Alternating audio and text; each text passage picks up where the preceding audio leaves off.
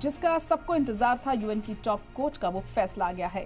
International court of justice نے اسرائیل سے غزہ میں کسی بھی طرح کے قتل عام کو روکنے کا حکم دیا ہے۔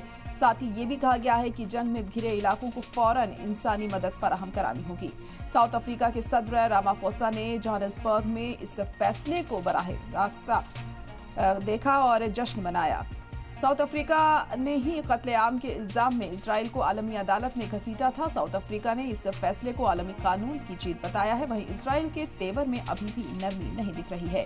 اسرائیل کے وزیر اعظم کا کہنا ہے کہ انہیں اپنے ملک کی حفاظت کرنے کا حق ہے اور یہ فیصلہ اس وقت اور اہم ہو جاتا ہے جب دنیا بھر میں غزہ کے خان یونس سمیت تمام شہروں سے لوگوں کے حق کے لیے آواز اٹھائی جا رہی ہے۔ غزہ میں اسرائیل کے ظلم و ستم کی تصویریں اس فیصلے کو اور اہم بناتی ہیں۔ حماس کے مطابق خان یونس میں پناہ گزین کیمپوں اور عام جگہوں کو اسرائیلی گولی باری سے لگاتار نشانہ بنایا جا رہا ہے۔ حماس نے یہ بھی دعویٰ کیا ہے کہ ہتھیار بند لوگ فلسطینیوں پر گولی باری کر رہے ہیں۔